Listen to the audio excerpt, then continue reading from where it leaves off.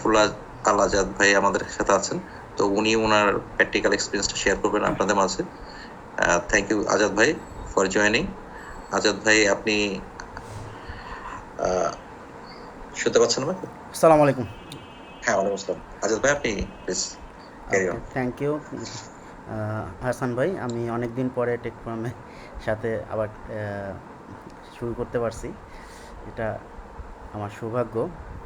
তো মূলত আজকে আমরা যে টপিকস নিয়ে কথা বলবো, আমি এই টপিক্সে চলে যাচ্ছি।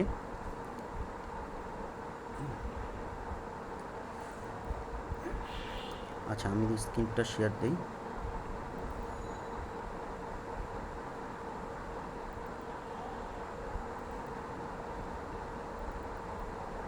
আমার স্ক্রিন কি দেখা যাচ্ছে? সম্ভবত আসছে, একটু সময় লাগে। হ্যাঁ, আমরা দেখতে পাচ্ছি। ওকে,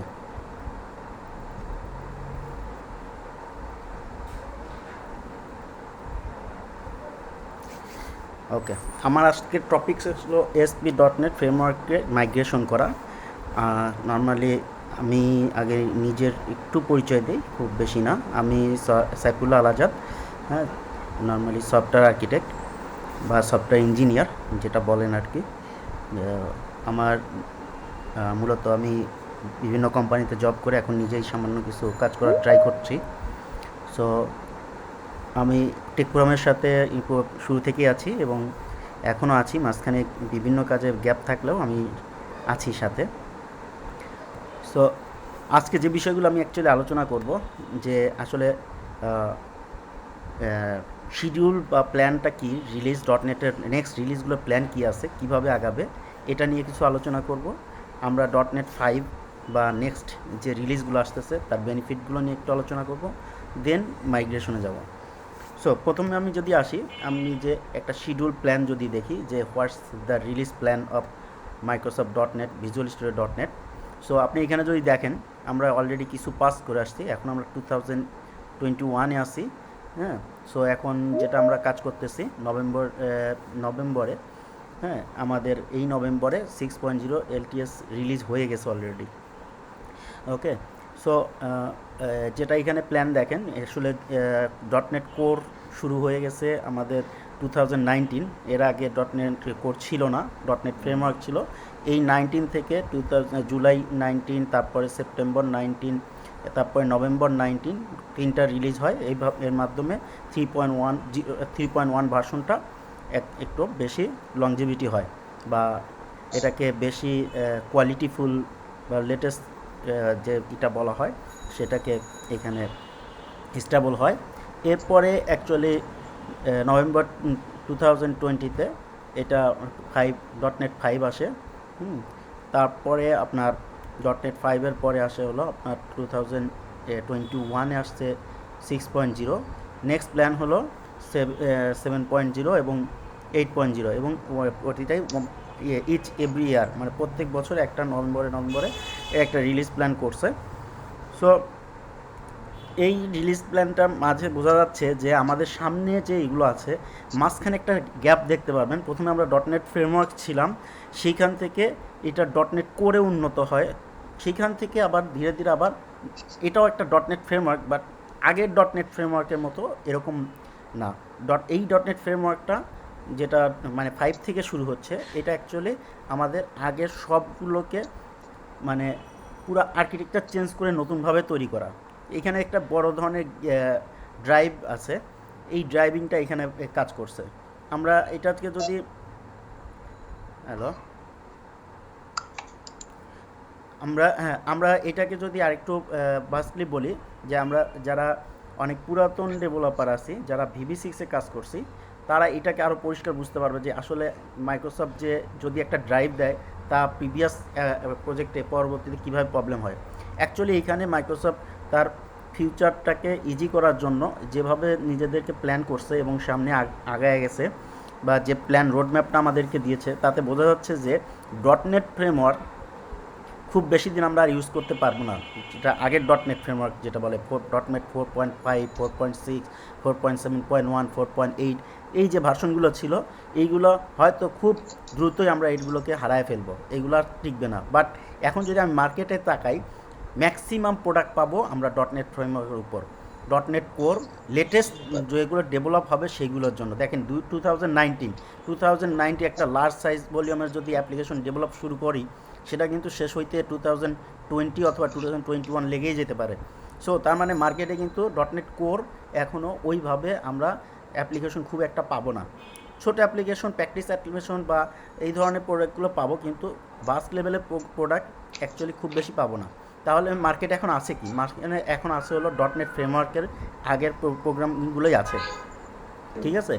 বাট আবার মাইক্রোসফটের যে রিলিজ শিডিউল দেখছি তাতে দেখা যাচ্ছে আসলে আমরা এইখানে আটকে থাকলে চলবে না, কারণ মাইক্রোসফট আর এই ফ্রেমওয়ার্কগুলোতে মানে কতদিন সাপোর্ট দিবে ঠিক বলা যাচ্ছে না। তাদের যদি এই ডটনেট 5 এবং ডটনেট 6 বা নেক্সট রিলিজগুলো যদি প্রপারলি কাজ করে, হোপফুলি খুব অল্প দিনের মতো ওই VB6-এর মতো এগুলোকে তারা ঘোষণা দিয়ে দিবে, আমরা আর সাপোর্ট দিব না। যখন এই ঘোষণা হয়ে যাবে, ঠিক আমরা যখন VB6 থেকে ডটনেটে আসতে বাধ্য হয়েছিলাম, হ্যাঁ, অনেকে বাধ্য হয়ে আসছে, অনেকে সে নিজ ইচ্ছাই আসছে, হ্যাঁ, যারা বাধ্য হয়ে আসছে এখানেও কিন্তু সেই প্রবলেমটা ফেস করব। আমাদেরকে রিডেভেলপমেন্টে যাইতে হবে। সো রিডেভেলপমেন্টে যাওয়ার চাইতে বেটার হবে আমাদেরকে আগে আমার যে অ্যাপ্লিকেশন আছে এটাকে মাইগ্রেট করে চলে আসা, ঠিক আছে। সো আমরা কেন মাইগ্রেট করব? আমরা যদি চিন্তা করি যে আমরা কেন মাইগ্রেট করব, কেন আপগ্রেড করব, তাহলে এখানে কিছু পয়েন্ট আমরা এখানে শেয়ার করতে পারি। সেটা হলো এই যে যেটা প্রথমটা বললাম, এটা একটা কাটিং এজে চলে আসছে। কাটিং এজ বলতে এরা ডটনেট ফ্রেমওয়ার্ক এবং কোর এই দুটাকে কম্বিনেশন করে এর সামনে একটা ফ্রেমওয়ার্কে চলে আসছে, যেটাকে বলা হচ্ছে এর আগের বিষয়গুলো মানে যখন এইটাকে মানে স্টেবল হয়ে যাবে, আগের সাপোর্টগুলো আসলে বন্ধ করে দিবে।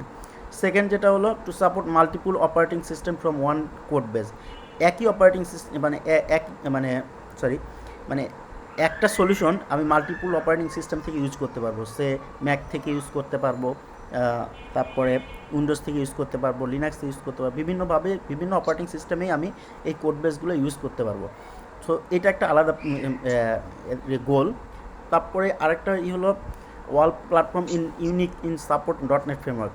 অল প্ল্যাটফর্ম অর্থাৎ আমি যদি কোড দিয়ে ডেভেলপ করা অ্যাপ্লিকেশনগুলো ইউজ করতে চাই, আমি যদি ডটনেটের বিভিন্ন যে ল্যাঙ্গুয়েজ আগে ইউজ করতাম, ফ্রেমওয়ার্ক ইউজ করতাম, সেগুলো নিয়ে ইউজ করতে চাই, পাশাপাশি আদার্স যে এইগুলো আছে অবজেক্টিভ সি, তারপরে এপস যেগুলো আছে এগুলো তো আগে থেকেই সাপোর্ট করে।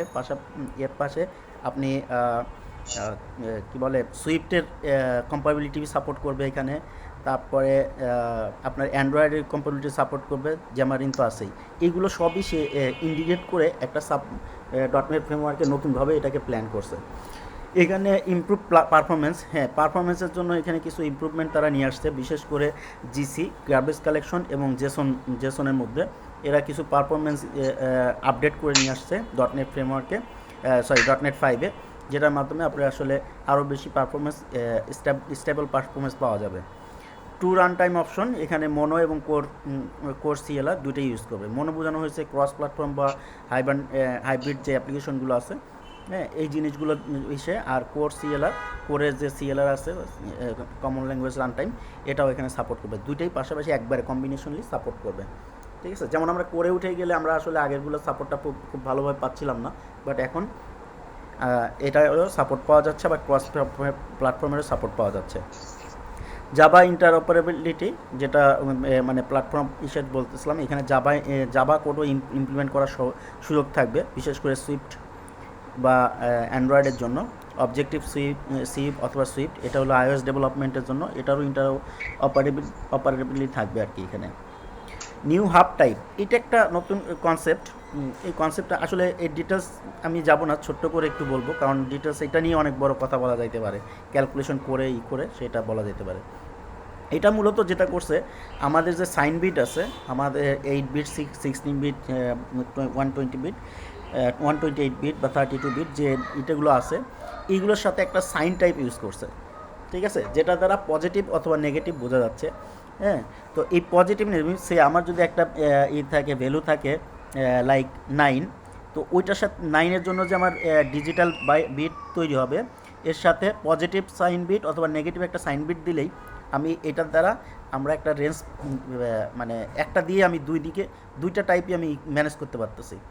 এই ধরনের একটা কনসেপ্ট এখানে নিয়ে আসছে সাইন বিটের মাধ্যমে, যেটার মাধ্যমে একটা ভ্যালুতে শুধুমাত্র একটা পয়েন্ট ইউজ করলে আমি নেগেটিভ ভ্যালুটাই নিতে পারি। যেমন আমি ইন্টিজার যদি আমি নেই বর্তমান সিনারি অনুযায়ী, এটা একটা রেঞ্জ আছে, এই রেঞ্জের বাইরে নিতে পারি না।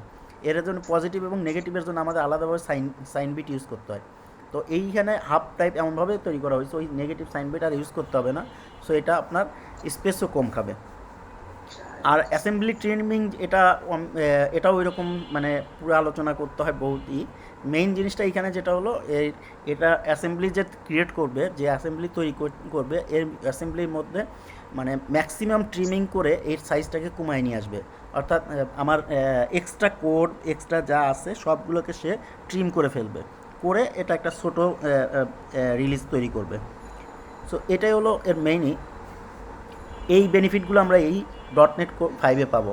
সো এই যে এত বেনিফিট এবং এই পুরাতন ভার্সনের যে ব্যাকডেট হয়ে যাওয়ার এইটার কারণেই আমাদেরকে আসলে অ্যাকচুয়ালি আপগ্রেড হইতে হবে। আপগ্রেড না হলে সামনে চলা আমাদের আসলেই একটা প্রবলেমেটিক অবস্থা তৈরি হয়ে যাওয়ার সম্ভাবনা আছে, এবং আমরা নিউ বেনিফিটগুলো পাওয়ার সম্ভাবনা হারায় ফেলবো আমরা। সো এখন আমরা আসি মাইগ্রেশন নিয়ে। সো যেহেতু আমাকে আপডেট করতে হবে, সো আপগ্রেড নিয়ে আমরা কীভাবে কাজ করতে পারি। আসলে আমার প্র্যাকটিক্যাল লাইফ যেটা আছে, প্র্যাকটিক্যাল লাইফে আমাদের প্র্যাকটিস আমরা করেছি। আমি অনেক লার্জ ভলিউম অ্যাপ্লিকেশন আমরা স্টার্ট করেছি, মানে কাজ করেছি, যে এখানে আমরা অ্যাকচুয়ালি মাইগ্রেশন প্রসেস অ্যাপ্লাই করেছিলাম। তো সেইখান থেকেই আমাদের এক্সপিরিয়েন্সে দেখা গেছে যে আসলে আপনার ভলিউম যত বেশি হবে, আপনার রেফারেন্স লাইব্রেরি যত বেশি হবে, আপনার আসলে রিস্ক তত বেড়ে যায়। অ্যাকচুয়ালি মাইগ্রেশন প্রসেসটা আসলে সম্পূর্ণ অটোমেটেড এখন পর্যন্ত কোনো টুলস বা কোনো কিছু প্রপারলি নাই। মাইগ্রেশন করার জন্য আমাদের কিছু স্টেপ বা প্রসেস ফলো করে সামনে আগাইতে হয়, যেখানে ম্যানুয়াল ওয়ার্কের অনেক জায়গা আছে, মানে ম্যানুয়াল ওয়ার্কই আসলে বেশি করতে হয় হ্যাঁ মাইগ্রেশনের ক্ষেত্রে। সো ম্যানুয়াল ওয়ার্ক বেশি করতে হয় বলেই আমাদেরকে কিছু জিনিস প্রথমেই করতে হয়। আমরা এই প্রসেসটাকে 4 ভাগে ভাগ করে নিতে পারি। একটা হলো প্রিপারেশন। অ্যাকচুয়ালি আমি যে অ্যাপ্লিকেশনটা মাইগ্রেট করতে চাচ্ছি, সেটা করতে হলে আমাকে আসলে আমার কি অবস্থায় আছে, আসলে এটা পসিবল, আমি কি মাইগ্রেট করতে পারবো, বা এইটা মাইগ্রেট করা কি মানে একটা নতুন ডেভেলপমেন্টের চাইতে বেশি জব হয়ে যাবে কি না। হ্যাঁ, এই যে বিভিন্ন ধরনের একটা প্ল্যানিং, এই প্ল্যানিংটা আপনার প্রিপারেশনের মাধ্যমে করতে হবে। এইটা করার জন্য মাইক্রোসফট এবং আদার্স অনেক জায়গা থেকে অনেক টুলস আছে। তো একটা টুলস আমি এখন দেখাবো একটু পরেই, যে টুলসের মাধ্যমে এই রেজাল্টটা অটোমেটেড পাওয়া যায়। ঠিক আছে, এটা হলো প্রথম স্টেপ। সেকেন্ড হলো মাইগ্রেট প্রজেক্ট ফাইল। এরপরে আসলে সেকেন্ডলি আমরা যখন বুঝবো যে হ্যাঁ আমার প্রজেক্টটা এখন আসলে মাইগ্রেটেবল, দেন আমরা একটা কাজে যাব, সেটা হলো যে আমরা এটাকে মাইগ্রেট করব। এই মাইগ্রেটটা আসলে বিভিন্নভাবে হয়, 3-4টা ওয়ে আছে, যার মধ্যে কোনোটাই আসলে একেবারে 100% আপনাকে মাইগ্রেট করে দিতে পারে না। যত বেশি প্রজেক্ট বড় হবে তত আপনার মাইগ্রেশনে ম্যানুয়াল ইফেক্ট বেড়ে যাবে। হ্যাঁ, তারপরেও আপনার এখানে কিছু টুলস দিছে, সেগুলো দিয়ে করা যায়। যেমন আপনার আছে হলো কনভার্ট ট্রাই নামে একটা কনসোল টুল আছে, তারপর আপগ্রেড অ্যাসিস্ট্যান্ট নামে একটা কনসোল টুল আছে।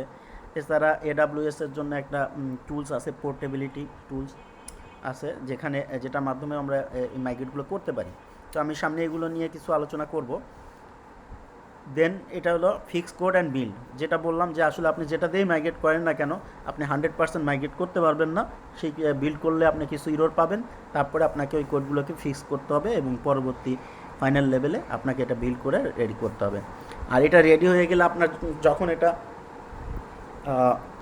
কি বলে সিনটেক্স ইররগুলো রিজলভ হয়ে যাবে, তার মানে আপনি যে ভেবে নেবেন যে আমার প্রজেক্টটা ওকে রান হয়ে গেছে, আগের মতো চলবে, ব্যাপারটা তা না। অবশ্যই আপনাকে প্রজেক্টটা রান করে তার কোর বিজনেস অপারেশনগুলোকে আপনাকে এটার রান এবং টেস্ট করে এটাকে শিওরিটি নিতে হবে, হ্যাঁ আপনি এখন প্রপার জায়গায় আছেন। তো এই 4টা স্টেপ মূলত আমাদেরকে কাজ করতে হবে। আমরা আবার ব্যাক করে যাই প্রিপারেশনের জন্য, যেটা বলছিলাম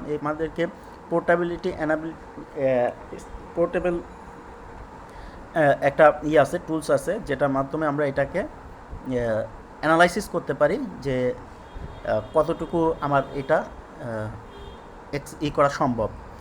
ঠিক আছে, সো এটা আমরা কোথায় পাবো? নর্মালি আমি একটু কোড বেজে আসি। সো এটা যদি আমি অনলাইনে ঘাঁটি, বিভিন্ন সাইটে আপনি এটা পাবেন। আমি পোর্টালটা দেখাচ্ছি।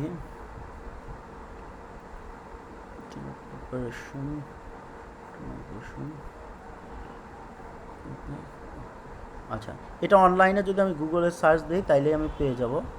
হ্যাঁ,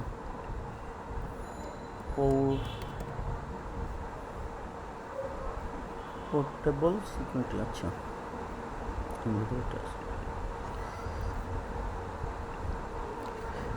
আচ্ছা, এটার নাম হলো portable assistant for dot net. Portable assistant for dot net. হ্যাঁ, আচ্ছা, এটা পোর্টেবল অ্যাসিস্ট্যান্ট ডট না, এটা হলো সরি,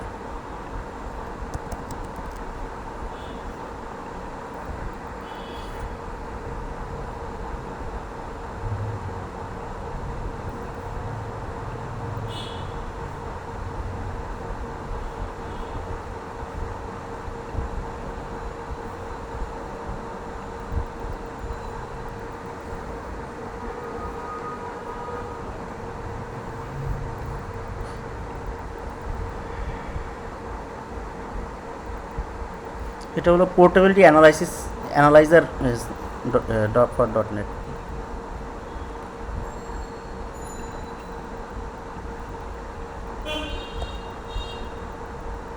পোর্টেবিলিটি অ্যানালাইজার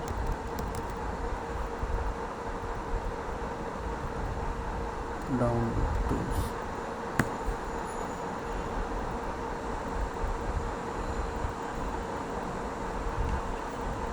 আচ্ছা, ডট নেটেরই একটা আছে, এখানে আমি লিঙ্কটা অন্য জায়গায় শেয়ার দিয়ে রাখছি, আমি ওটা দেখাইতে পারবো। এখানে এটা না, এয়ারপোর্টটা।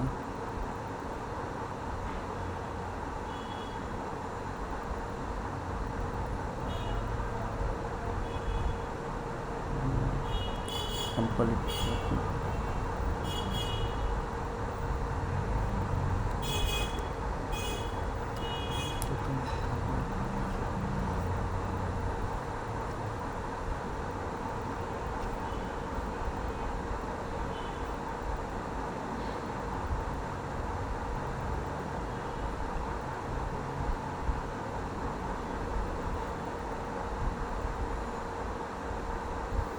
ডট নেট পোর্টেবিলিটি অ্যানালাইজার, এটা দিয়ে গুগলে সার্চ করলেই আমরা পেয়ে যাব। অ্যাকচুয়ালি আমরা এই যে এনিউগেট থেকে ইনস্টল করতে পারি। তাছাড়া আমি ডাউনলোড করে ইনস্টল করতে পারি, যে কোনোভাবে আমি ইনস্টল করতে পারি। হ্যাঁ, তো এটা ইনস্টল করার পরে মূলত এটা ইনস্টল করলে আমার এটা ভিজুয়াল স্টুডিও 2019 পর্যন্ত এটা সাপোর্ট করবে। সো আমার 2019-এর মধ্যে আমি আসলে এই অ্যানালাইজার টুলসের মধ্যে আমি এটাকে দেখতে পাবো। যদি আমি এটা ইনস্টল না থাকে আমার এখানে, তাহলে এটাকে আমি পাবো না। সো এইটা যখন আসবে, এই সেটিংয়ে গিয়ে আমি অ্যাকচুয়ালি কিছু জিনিসপত্র আমি এখানে দিতে পারবো। সেটা হলো যে আমি কোথায় আমার এই রিপোর্টটা থাকবে, অ্যানালাইসিসের রিপোর্টটা কোথায় থাকবে, এটা কোন ফরম্যাটে রিপোর্টটা আসবে, এবং টার্গেট ফ্রেমওয়ার্ক কোনটা, কোন ফ্রেমওয়ার্কের উপর আমি আসলে এইগুলো মানে আমি এটাকে অ্যানালাইসিস করব, মানে টার্গেট ফ্রেমওয়ার্ক। আমার বর্তমান তো ডট নেট ফ্রেমওয়ার্ক আছে, এটাকে আমি নতুন কোন ফর্মেটে আমি প্ল্যাটফর্মে আমি চেক করব, সেটা আমি এখানে সেট করে দিতে পারি। দিয়ে দিলে এটা আমার সেটিংটা হলো। এখন আমি আসলে আসি, আমি একটু অ্যানালাইসিস করি। অ্যানালাইসিসের জন্য আমি একটা প্রজেক্ট তৈরি করি, নিউ প্রজেক্ট তৈরি করি, যে প্রজেক্টটা নিয়ে আমি আসলে দেখাবো। আসলে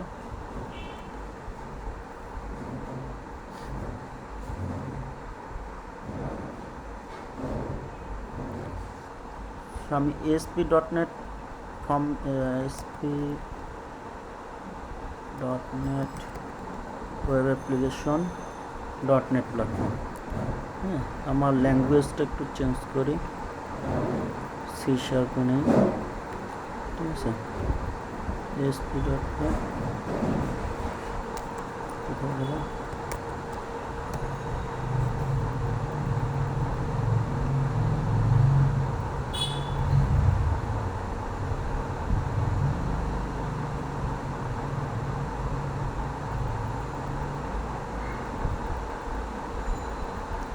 ওয়েব অ্যাপ্লিকেশন,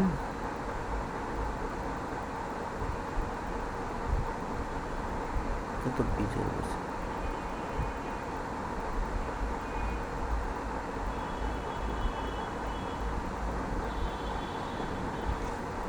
ASP.NET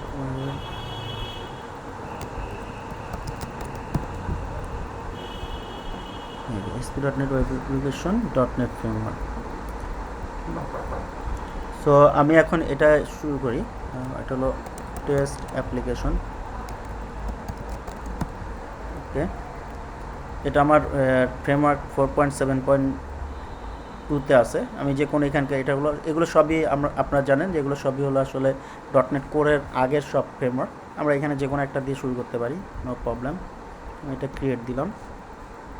এখানে MVC প্রজেক্ট নেই, আমরা রেগুলার যেহেতু MVC প্রজেক্টে কাজ করি। হ্যাঁ, ওকে।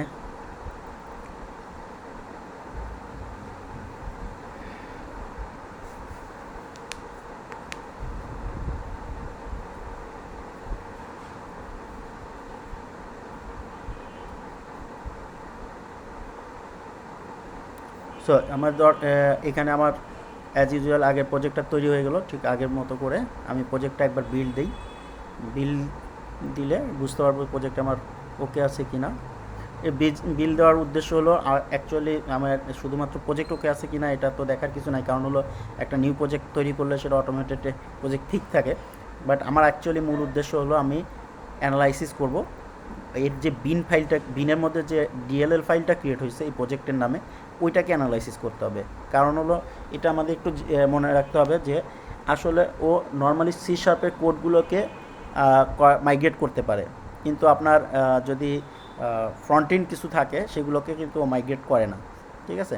সো যে কারণে আপনার হলো ওই ডিএলএল থেকে সে ডিকম্পাইল করে সে এটাকে মাইগ্রেট করতে পারবে আর কি। সো আমি অ্যানালাইজ দিয়ে দিই। অ্যানালাইজ দিলেও আমাকে বলবে যে কোন প্রজেক্টের জন্য কোথায় কীভাবে করবা। সো আমি ব্যাকে আসি।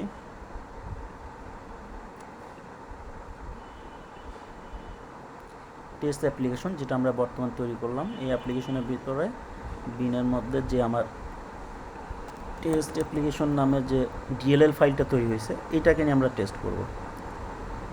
সো টেস্ট অ্যাপ্লিকেশন এটাকে যখন আমি করছি, এটা অলরেডি সে রিপোর্ট জেনারেট করছে। ডিটেকটিভ অ্যাসেম্বলি রেফারেন্স ডান, অ্যানালাইসিস কম্প্যাটিবিলিটি ডান, এবং এক্সেল ফাইল রিপোর্ট তৈরি করা ডান। আমি এখন ওপেন রিপোর্টে ক্লিক করে অ্যাকচুয়ালি ওই এক্সেল ফাইলটা দেখব। সো এই এক্সেল ফাইল ক্রিয়েট হয়ে গেছে আফটার অ্যানালাইসিস। যে অ্যানালাইসিসের মাধ্যমে আমি জানতে পারবো আমার অ্যাপ্লিকেশনটা কতটুকু পসিবল ফ্রেমওয়ার্ক আপডেটের জন্য, সেটা আমি দেখতে পাবো। মূল ডাটাটা আমার এইটা। আপনি এরকম 10-12টা ডাটা মানে এর সাথে যদি রেফারেন্স আরও কোনো ডিএলএল থাকতো, ওই রেফারেন্স ডিএলএলগুলো আপনার যেগুলো এগুলো আপনি নিয়ে এসে দিয়ে দিলে, ইনক্লুড করে দিলে সেটা সহ সে এটাকে কনভার্ট করে অ্যানালাইসিস করে আপনাকে রিপোর্ট দিত। সো আমার দেখেন, এটা হলো আমার নাম, এটা হলো টার্গেট মানে যে ফ্রেমওয়ার্ক থেকে এটা আসছে সেই ফ্রেমওয়ার্ক, এবং এইগুলো হলো টার্গেট ফ্রেমওয়ার্ক। হ্যাঁ, যে ফ্রেমওয়ার্কের এটা হলো পার্সেন্টেজ অফ কনভার্টেবল, কত পার্সেন্ট এটা কনভার্টেবল, কত পার্সেন্ট কনভার্ট করা সম্ভব। এটা তার উপরে হেডিংয়ে যদি দেখি, এই হেডিংয়ে আসলে বলা হচ্ছে যে এটার কোন ফ্রেমওয়ার্কের জন্য এটা হয়েছে। সো আমি দেখতে পাচ্ছি এটা হলো 3.1 কোর .NET কোর 3.1-এর জন্য 81% পসিবল টু কনভার্টিং। তারপরে আর পরেরটা যদি যাই, পরেরটা আসলে .NET 3.1-এর আগেরটা ছিল হলো প্ল্যাটফর্ম এক্সটেনশন সহ, যেটা প্ল্যাটফর্ম এক্সটেনশন যেটা সেটাতে। আর এর পরেরটা হলো অনলি 3.1 ভার্সনে, .NET কোরের 3.1 ভার্সনে। এইখানে কতটুকু কনভার্টেবল এটা আমরা দেখতে পাচ্ছি 77.84%। এরপর হলো .NET স্ট্যান্ডার্ড, এটা আগের ভার্সন। হ্যাঁ, আগের ভার্সন 2.0। এই ভার্সনে প্ল্যাটফর্ম এক্সটেনশনে অ্যাকচুয়ালি 80%-এর মতো এটা পসিবল। এবং লাস্ট যেটা আছে এটা হলো আমাদের টার্গেট ভার্সন 5.0, এইটাতে বলা হচ্ছে 77.98% আসলে সে কনভার্ট করে দিতে পারবে, আর বাকিটা আমাদেরকে ম্যানুয়ালি ম্যানেজ করতে হবে। So this is our way, যেটার মাধ্যমে অ্যাকচুয়ালি আমরা দেখতে পাচ্ছি যে কিভাবে আমি অ্যাকচুয়ালি কতটুকু আমার প্রজেক্টটা ক্যাপাবল ফর কনভার্সন। এটার উপর ভিত্তি করে আমি ডিসিশন নিতে হবে আমাকে, যে আসলে আমাকে কী কী স্টেপে যাইতে হবে। হ্যাঁ, এই জিনিসগুলো আমাদেরকে এইখান থেকেই ডিফাইন করে নিতে হবে। এই যে পার্সেন্টেজগুলো বলছে, এই পার্সেন্টেজগুলোর আবার এখানে ডিটেলস দিয়ে দিছে, আপনার কি কোথায় কোথায় কি কোন টার্গেট টাইপে আপনার কি সমস্যা হচ্ছে, অল আর এখানে ডিটেলস বলা আছে। এটা আবার কোথায় কোনটা সাপোর্ট করতেছে না করতেছে একদম পরিষ্কারভাবে আপনাকে এখানে দিয়ে দিচ্ছে। মূল হলে এইটাই, এখান থেকে আপনি বের করে নেবেন আপনার যে এইগুলো থাকবে সেগুলো আসলে কতটুকু আপনার সাপোর্ট করবে। যেহেতু আমি এখানে একটা নিউ প্রজেক্ট নিচ্ছি যেখানে আদার্স কোনো নাই, মানে আদার কোনো লাইব্রেরি নাই, থার্ড পার্টি কোনো কিছু নাই। সো এইখানে আসলে খুব বেশি প্রবলেম আমরা দেখতে পাচ্ছি না। আর এখানে কিন্তু পরিষ্কার বলা আছে কোনটা সাপোর্টেড কোনটা নন সাপোর্টেড, একদম বলে দেওয়া আছে। হ্যাঁ, সো আপনার এইগুলো দেখে আপনি এগুলো সাপোর্টেড নন সাপোর্টেডগুলো বের করে আপনি অ্যাকচুয়ালি একটা ডিসিশন নিতে পারবেন। ঠিক আছে, ওকে। এইখানে সুন্দরভাবে বলে দেওয়া আছে কোন অ্যাসেম্বলিগুলো অ্যাকচুয়ালি রিজলভেবল না, ও কোনোভাবেই রিজলভ করতে পারবে না, সেগুলো এখানে সুন্দরভাবে দিচ্ছে। আইডেন্টি কোর 2.0, এন্টিটি ফ্রেমওয়ার্ক, এগুলো কিন্তু ও ডিরেক্টলি কনভার্ট করতে পারবে না।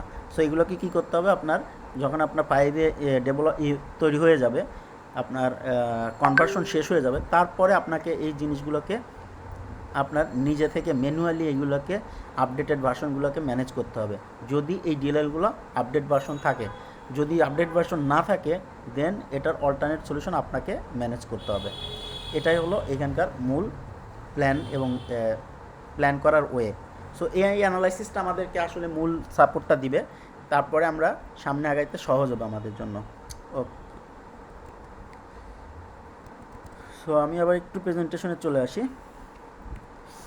সো আমি এখানে কিছু ওয়ে দেখাবো, আমি কয়েকটা ওয়েতে অ্যাকচুয়ালি মাইগ্রেশন করা সম্ভব, তার কিছু এখানে স্যাম্পল একটু দেখাবো, তারপর আমি একটা দিয়ে ফাইনালি কনভার্ট করে দেখব যে কতটুকু আমার কাজ হয়।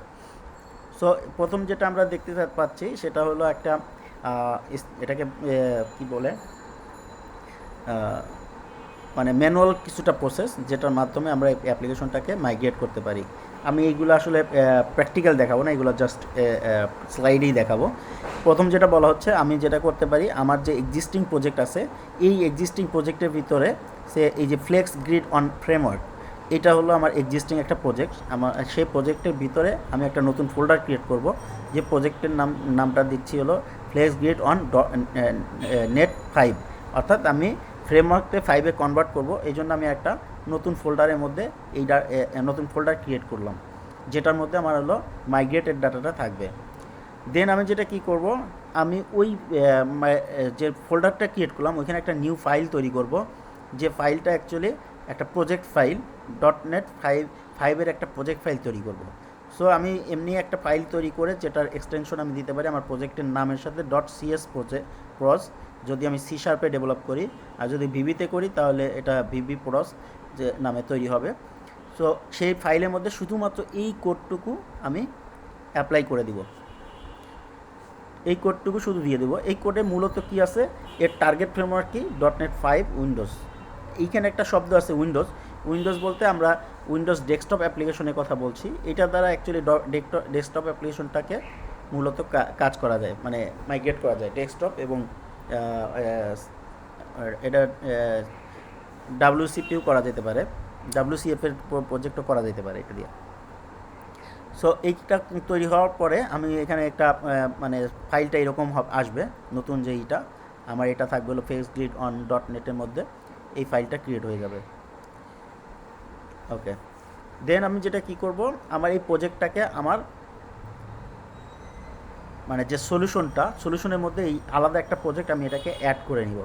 ঠিক আছে, সেটা আমি ম্যানুয়ালিও করতে পারি, সলিউশনের উপর রাইট ক্লিক করে এক্সিস্টিং প্রজেক্ট অ্যাড করে নিতে পারি, অথবা আমরা কমান্ড লাইনের মধ্যে করতে পারি, কমান্ড লাইনে .NET sl.add.execute এইটা কমান্ড দিয়ে দিতে পারি, দিলে এই প্রজেক্টটা সে এখানে অ্যাড করে নেবে।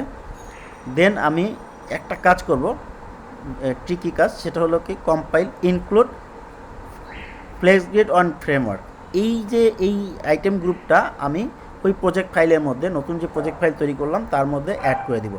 এটা এই করলে সে তার লোকেশন প্রিভিয়াস তার লোকেশন থেকে যত ওই ফ্রেমওয়ার্কের আন্ডারে যত ওই ফোল্ডারে যত আছে এগুলো সবগুলো কম্পাইল করে এখানে নিয়ে নিবে, অ্যাড করে নিবে যখন আমি বিল্ড করব।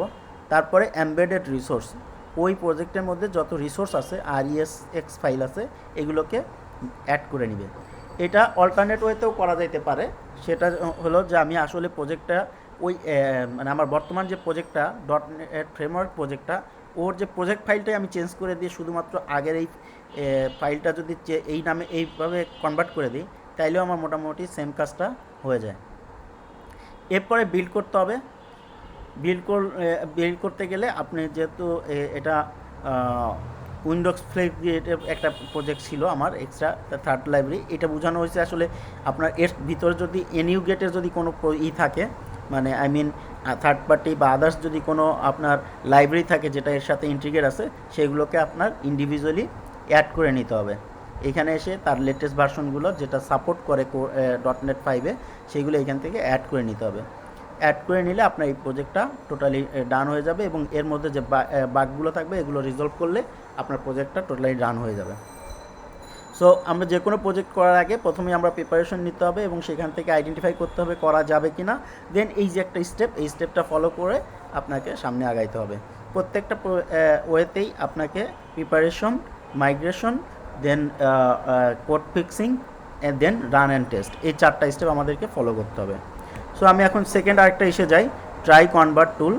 ট্রাই কনভার্ট টুলে আমাদের যে কাজটা মেইনলি যেটা করতে হয়, এটা একটা মাইক্রোসফটের দেওয়া একটা টুল, যেটা আপনি গুগলে সার্চ করে ইজিলি পাবেন। এখানে লিঙ্কও দেওয়া আছে, লিঙ্কে চাপ দিয়ে আপনি পাবেন। তো এটার মূল কাজটা হলো, এটা ওই একইভাবেই ট্রাই কনভার্ট, বাট আপনাকে এই ম্যানুয়াল যে আপনি প্রজেক্ট ফাইলটা তৈরি করতেছেন এটা আপনাকে ম্যানুয়ালি তৈরি করতে লাগবে না, এটা আপনাকে অটোমেটেড তারা দিয়ে দিচ্ছে। সো এইখানে আপনাকে যেটা করতে হবে, আপনার কমান্ড লাইনটা আপনার যে কমান্ড প্রম্পট আছে সেটাকে ওপেন করবেন অ্যাডমিনিস্ট্রেটিভ মোডে, আপনার প্রজেক্ট পাথটাকে ট্রাই কনভার্ট হিসেবে দিয়ে দিবেন, তাহলে এই প্রজেক্টটা পুরো প্রজেক্টটা আপনার হয়ে যাবে, কনভার্ট হয়ে যাবে। অথবা আপনি যদি সলিউশনটাকে, আপনার সলিউশনে মাল্টিপল প্রজেক্ট থাকে, সেখানে পুরো সলিউশনটাকে আপনি যদি কনভার্ট করতে চান তাহলে -W দিতে হবে। W মানে ওয়ার্ক স্পেস দিয়ে দিলে পুরোটা কনভার্ট করবে।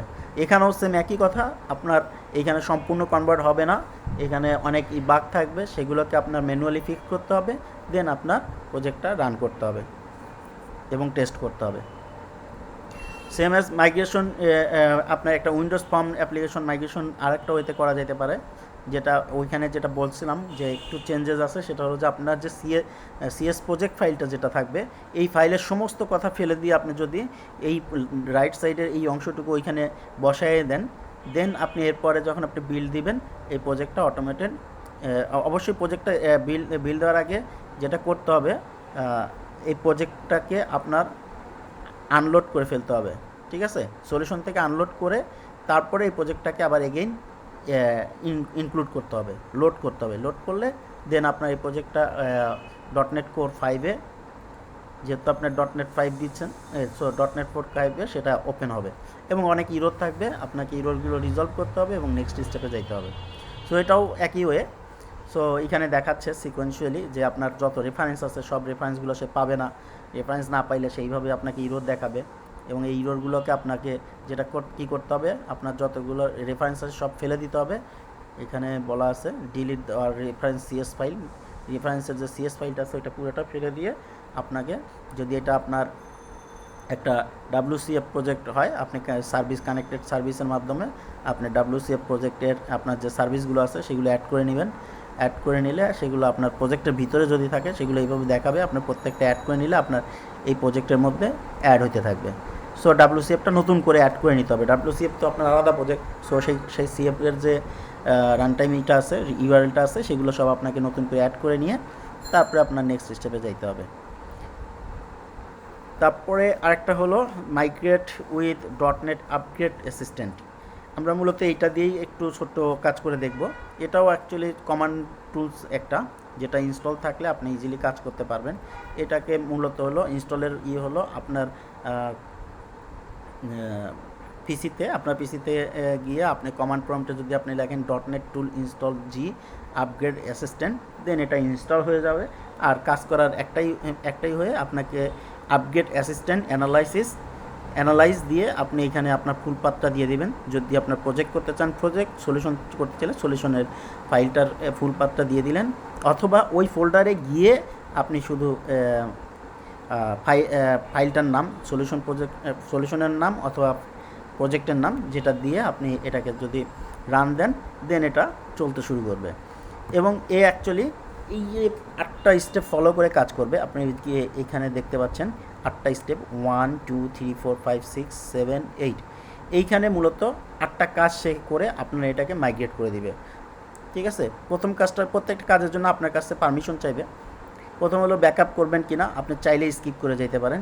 এখানে আপনি স্টেপ দিবে, আপনি কোন স্টেপে কাজ করবেন, অ্যাপ্লাই করবেন না স্কিপ করবেন না, পরের স্টেপ কি সেটা দেখবেন, নাকি লগিংটা কনফিগার করবেন।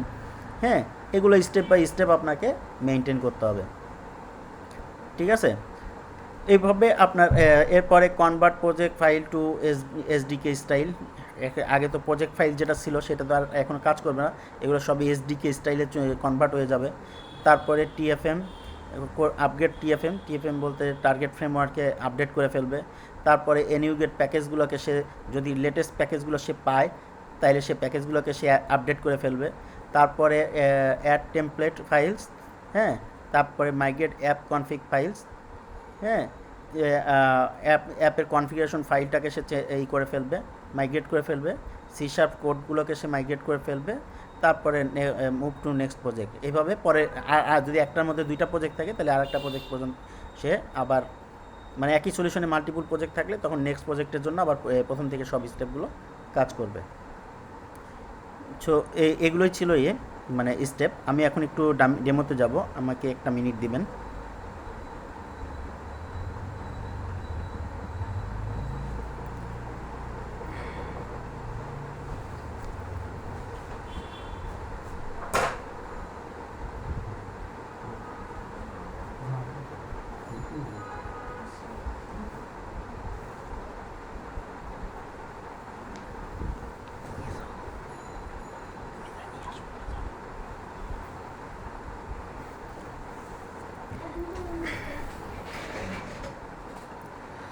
সো আমি যদি নেক্সট স্টেপে এখন যাই, সো আমি যদি একটা ডেমো করতে চাই, সো আমরা এখনও প্রজেক্টে চলে যাই। সো আমার যে প্রজেক্টটা কারেন্টলি আমরা তৈরি করলাম, এই প্রজেক্টটাকে আমি মাইগ্রেট করতে চাই। এটা যদি মাইগ্রেট করতে চাই আমার অ্যাকচুয়ালি এর কমান্ড লাইনে যাইতে হবে। সো কমান্ড লাইন, আপনি এখান থেকে কমান্ড লাইনে যাইতে পারেন, ডেভেলপার কমান্ড প্রম্পট এটার মাধ্যমে যাইতে পারেন, হ্যাঁ, অথবা আপনি অন্যভাবে আসতে পারেন, কমান্ড প্রম্পট ওপেন করে সেখান থেকেও আসতে পারেন। এবার আমরা আসি, আমার কমান্ডটা কি, কমান্ডটা ছিল হলো, আমি এখানে টুলস থেকেও দেখাইতে পারবো।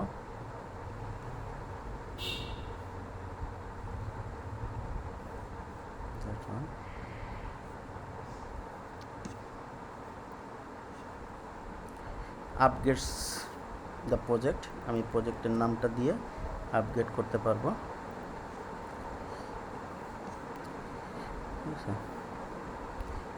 Upgrade assistant project. এবার হলো আমার প্রজেক্টের নাম দিতে হবে। আমার প্রজেক্টের নাম হলো টেস্ট অ্যাপ্লিকেশন। এখানে আমি টেস্ট অ্যাপ্লিকেশন ফোল্ডারে আছি, আমার নামটা ওইটাই দিতে হবে, সেম নামে দিতে হবে, টেস্ট অ্যাপ্লিকেশন .sln। আমি সলিউশনটাকেই যদি করতে চাই, আমি আগে এইটাকে বন্ধ করি কারণ এটা তো রানিং অবস্থা আছে। ওকে, সো সে ডাটা লোড করে চেকিংগুলো করছে, আসলে কতটুকু কী করা যাবে সেগুলো দেখছে। সো আমাকে যে গাইডলাইন আছে সেই অনুযায়ী আমার ফার্স্ট স্টেপে আসতে বলছে তুমি ব্যাকআপ করতে চাও কি না। আমি যদি স্কিপ করে পরের স্টেপে যেতে চাই তাহলে 2 দিব, আর যদি আমি ব্যাকআপ করতে চাই তাহলে 1 দিব। সে আমি 1 দিচ্ছি। ওকে, ডিফল্ট লোকেশনে যাবে না অন্য লোকেশনে যাবে? আমি কাস্টম না নিয়ে আমি ডিফল্টেই কাজ করছি। ওইখানে একটা ব্যাকআপ ফোল্ডার তৈরি করে সে করবে।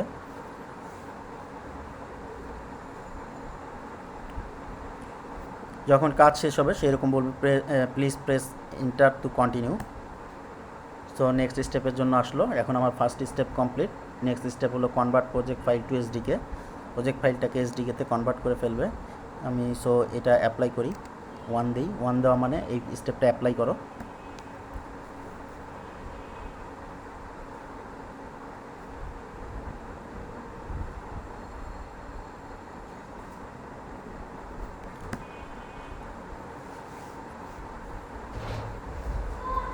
সো এখন আসতে হলো আপনার ক্লিন আপ এনুগেট প্যাকেজ রেফারেন্স। এনুগেট যে প্যাকেজ রেফারেন্সগুলো আছে সেগুলোকে ক্লিন করতে বলছে। সো আমি এটাকে আবার অ্যাপ্লাই দিলাম।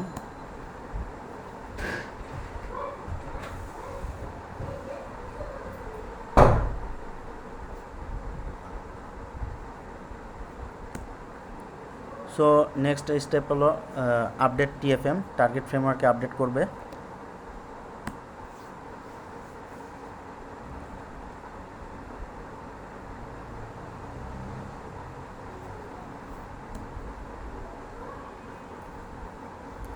So next step update NuGet package. NuGet প্যাকেজগুলোকে সে আপডেট করবে।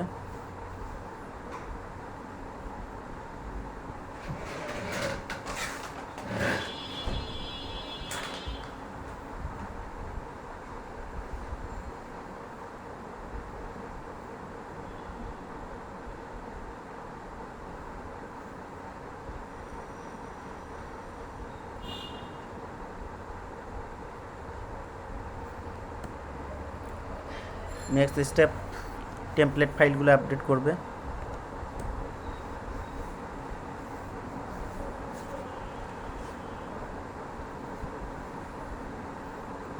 যেগুলো অ্যাপ্লিকেশন সেটিং আমাদের ওয়েব কনফিগে থাকতো সেগুলো এখন আমার অ্যাপ সেটিংয়ের মধ্যে চলে আসতেছে। হ্যাঁ, এবার আপগ্রেড করবে। কনফিগ ফাইলটা আপডেট করছে একের পর এই এবং ই করে আমরা অ্যাপ্লাই করে যাচ্ছি। জাস্ট সিম্পল ওয়ে অ্যাপ্লাই আর কন্টিনিউ। যেহেতু এইটা আমি একটা সাকসেসিভ প্রজেক্ট নিয়ে কাজ করছি বা ইনিশিয়াল প্রজেক্ট নিয়ে কাজ করছি, এখানে আসলে ইরোর পাওয়ার সম্ভাবনা একদমই নাই। বাট আপনি করতে গেলে অনেক ইরোর পাবেন, সেক্ষেত্রে আপনাকে স্কিপ করে করে পরের স্টেপে পার হয়ে যেতে হবে এবং পরবর্তীতে যে ইস্যুগুলো থাকবে সেই ইস্যুগুলো আপনাকে সলভ করতে হবে। ঠিক আছে,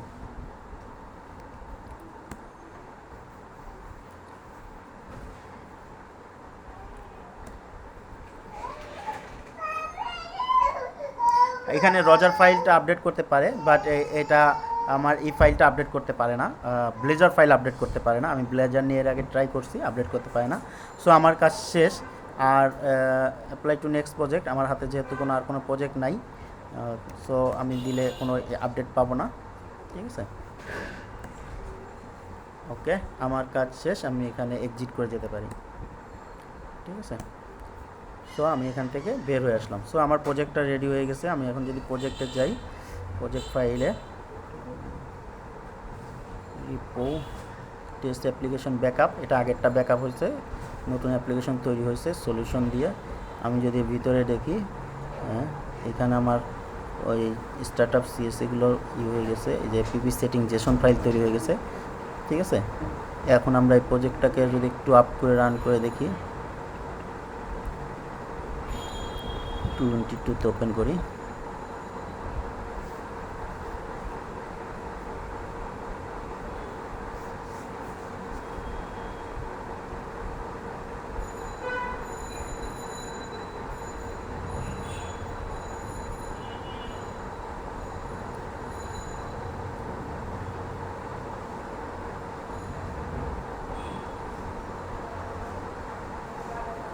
সো আমার ফাইলগুলো অ্যাকচুয়ালি আপডেট হয়ে গেছে, যে সব ফ্রেমওয়ার্ক আপডেট হয়ে গেছে, ভার্সন আপডেট হয়ে গেছে এবং এগুলো আপডেট হয়ে গেছে। আমি আর একটা জিনিস চেক করি,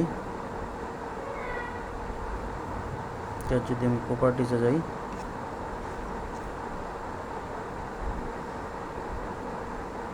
দিস ইজ .NET ফ্রেমওয়ার্ক 6 এর কনভার্ট হয়ে গেছে, যেহেতু আমার এখানে লেটেস্ট .NET ফ্রেমওয়ার্ক 6 আসে। সেখানে কনভার্ট হয়ে গেছে। সো আমরা একবার একটা বিল্ড করি।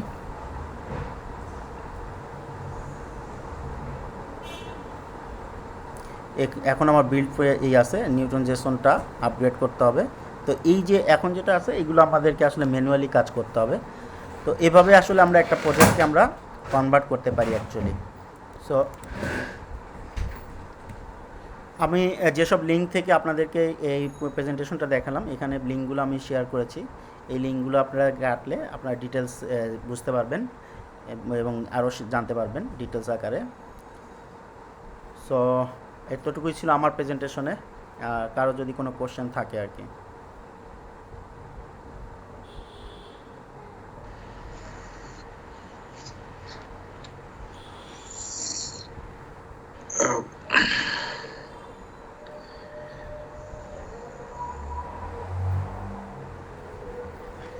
আচ্ছা, মাইগ্রেশনের ক্ষেত্রে ম্যানুয়াল ইন্টারভেনশন তো অনেক বেশি না? আমার মাথায় দুইটা টুপি। আজাদ ভাই আছেন?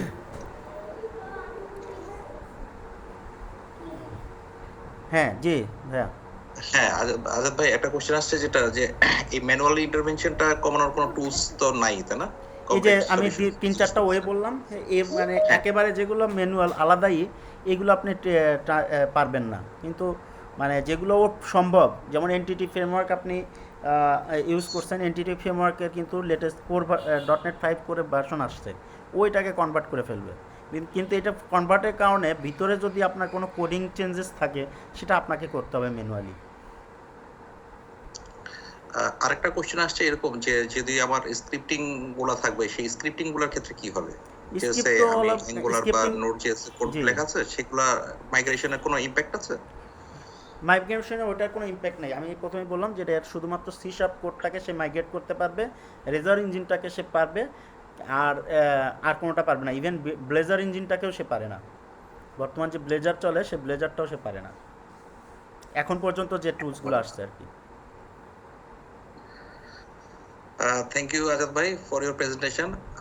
We are expecting it's a nice presentation, and hopefully it will be very much important for us, not only us, but also our organization, as because আমাদের এই অ্যাপ্লিকেশন গুলাকে আপডেট রাখাটা খুবই জরুরি, এবং hopefully this session will be helpful for not only individual but also the organization.